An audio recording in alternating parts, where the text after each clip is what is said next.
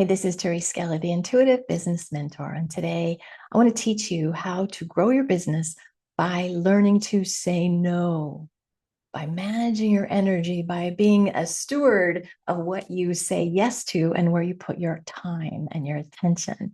So I was recently running a women's group. And the question I posed to the women was, what do you need to let go of in order to step into like what's next for you, the new opportunities, the new cool things that are possible? And the woman was kind of heavy and she just was like, and I think she had a paper calendar and she's like, there's just no space. Like every minute of my day is so crowded. And I'm like, okay, um, what's the purpose of that? See, it's funny when we're self-employed and we act like we live by these like tyrannical taskmaster like, tyrants that are making us do all this work when indeed it's us. And so I was just pushing her a little bit like, why is it like that? Like what is in there that you could let go of, and are you willing? Because what I know is usually when we're like that, it's either we're trying to avoid something or we're afraid of something or we have an identity in it. So let me explain that. The identity is like, oh my gosh, I'm so busy. I'm involved in so many things. Woo, right? Like there's some feel good stuff. And some people just like to be busy. But when it's such that it's constricting, when you look at your schedule and your nervous system is like, oh God, that's not good, right? And we all have seasons. Like there's weeks where we're busy or we're, periods where we got to hustle a little bit for a launch. But if you look at your schedule and it is like, I couldn't add another thing and I can't exercise. I'm not able to see friends. I have, like, she actually said, if I had to schedule a coffee date, it would be weeks out. That doesn't sound really healthy to me and really balanced to me. So I had to challenge her, like, so what are you getting from that? Like, see, again, it's virtuous. Oh my gosh, I'm so busy. I do all these things. And I didn't ask her this question, but I would ask you, what are you avoiding? Because some people stay busy because they don't want to feel what's going on in their life. Or some people stay busy because there's a dream that's like, you got to do this. There's a new soul thing going, oh, and you're like, I can't. Oh my gosh. Some people stay so busy because they're in scarcity, right? Like if I started saying no to that activity or those clients, or if I let go of 3 of my networking meetings, maybe I wouldn't get the business. So I really want you to look at what you say no to, and are you saying no? I remember years ago, I was the president of like everything I ever did. I was the president of my Toastmasters group, and I was always the leader of the little moms groups, and like pretty much everything I joined, I was the vice president of my church on the board. I was a big say yes to all the things. Like at one point, I was like involved in 3 different nonprofits or 3 different volunteer things, and was like, what am I doing? And I loved it. And because I have a heart to serve and I want to contribute, but I was fried and I was taking myself away from my younger kids back then. But there was an ego thing involved. There was a look at me, I'm all this. Right. And so I think we go through these stages where we're in the season of we want a lot of activity, a lot of production. And that's awesome. If you're looking at your schedule and you're loving it, but you feel like that's okay, I'm getting something really positive and everything in my life is working, keep it. I'm not the one that's going to tell you to get rid of it. But if you say, if somebody wanted to have a coffee date with me, it would take me 4 weeks to find time. I don't know, seems like you're missing out on some things. So, are you so full that you can't say no? Are you afraid to say no? I remember literally, I think it was my Toastmasters presidency. I remember like, oh, I'm such a loser for quitting, right? Like, because I was really loyal and really codependent. And there's been literally multiple things. Everything I get into, was in a group and I was the activities director and the membership director. Just tend to lead, and that's all right. But then there's a time when it's like feels done now. It feels done now. And I had to look at all those things. It's like, okay, yeah, I'm going to leave them in a lurch potentially, or I'm going to be missing those things. But what else is there that wants to emerge? Because here's what I know. We are always evolving. We're always creating. Well, if you have a pulse, you are. I should caveat that, right? And for most of us, if we are so busy putting energy out, we're missing the creative impulses. We're missing the little voice of desire. We're missing for the like, oh, my body needs rest, or I just really want to be with my sweetie, or I want to hang with my kids. We're missing that. And so, are you living in a scarcity mode? Are you living in like, what are people going to think? Or I will lose something. And whenever we are like letting go of something to move to the next thing, there is a void. There's a period of, okay, if I stop saying no to those kind of clients, holding the vision for these, you might lose a little income. People might go, wow,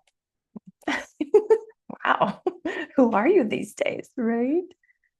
And so I want you to go, why, if you are the designer of your life and no is one of the most potent tools you have, what's preventing you from using it? And so for me, it comes to two things: identity and standards, right?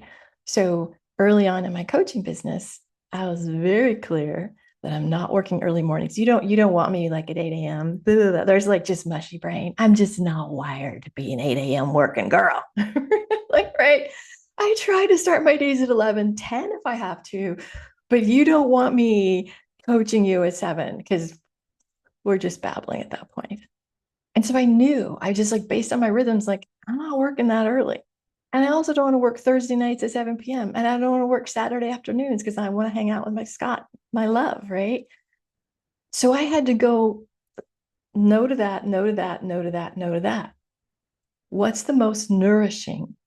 What fills me? If I look at my schedule, what do I go, ah, yes, versus, ah, no, no, every week is different.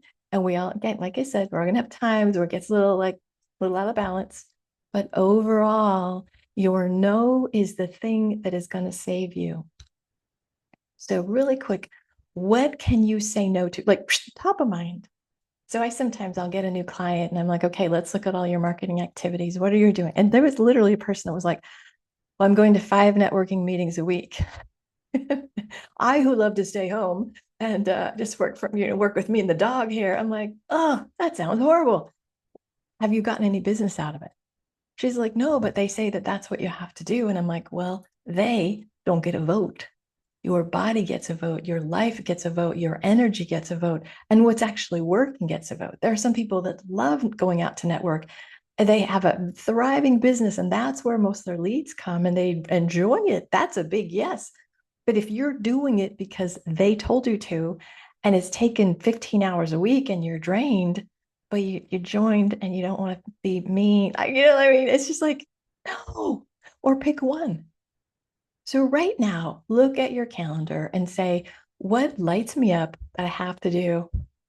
What do I need to do that brings in the money? And what am I doing hoping it's going to pan out? Or what am I doing because I'm afraid to get out or say no to it? And sometimes these are business activities, and some of these are like, do I really want to go see my cousin this weekend? Or, so and so wants me to go on that trip with them, but guess what? You get to say no. No, no, you don't get to. You should. I'm giving you full permission to say no. Let's start being sovereign, right? Sovereign is I am in charge of myself. I am my own agent. I know what works for me and what doesn't work for me. You take some water.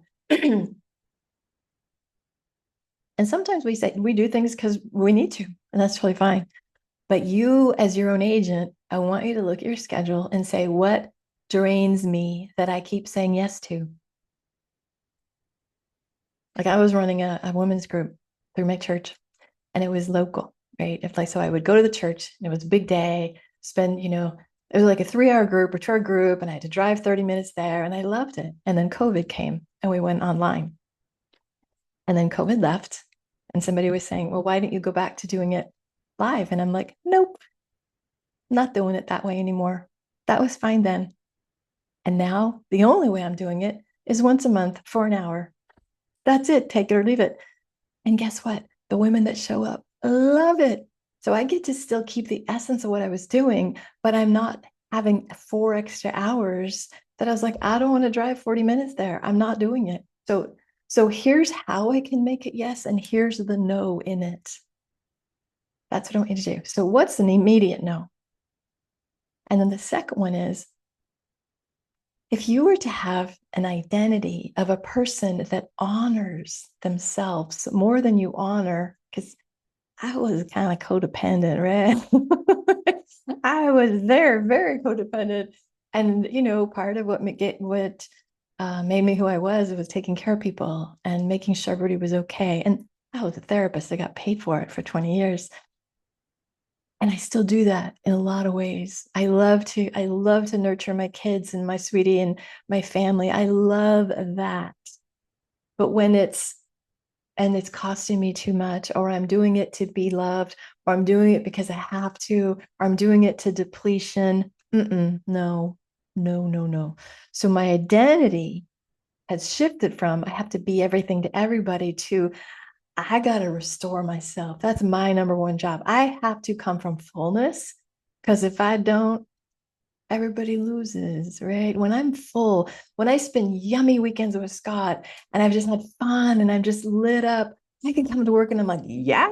But if I'm like, oh, so tired, I was just, I'm all my energy spent doing everything for everybody and not saying no, I'm not as good for my work and myself. So, what's the identity? What would you have to decide about yourself, right? Like, who is the you in business and in your personal life? And maybe it's I matter the most. I have to come first. And I know that that's just triggering all the stuff like, oh my gosh, that's so selfish. See, we've been conditioned, especially women.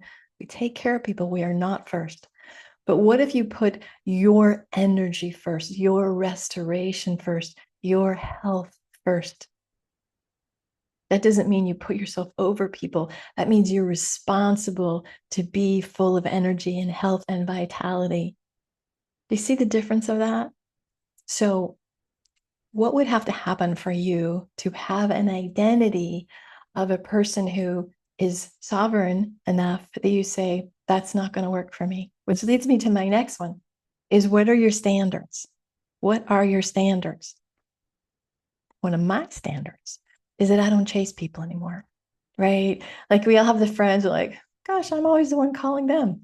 Or, like, gosh, I wish they would invite me.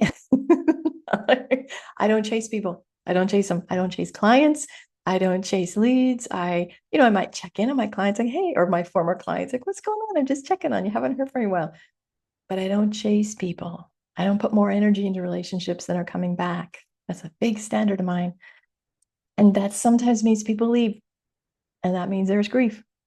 But the ones that come, it's really more reciprocal. And so my standard is I attract people that value me as much as I value them and pour into me as much as I pour into them. I attract clients that are very coachable. I don't have to chase them down. They want to do the work. I don't have to convince them. I don't have to work harder than they are working for themselves. So if you think about standards, what do you say yes to and what do you say no to? And very often the yeses are related to what matters to us, what our values are, what what our goals are.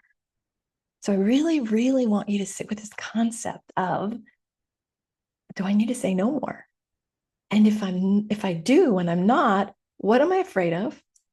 What am I getting by not saying no? Like I literally was this like selfless little martyr being president and vice president and running all these things like, oh, I'm so busy, but I'm president. I was really getting a lot of it. And it was cool. Like I'm glad I had those experiences.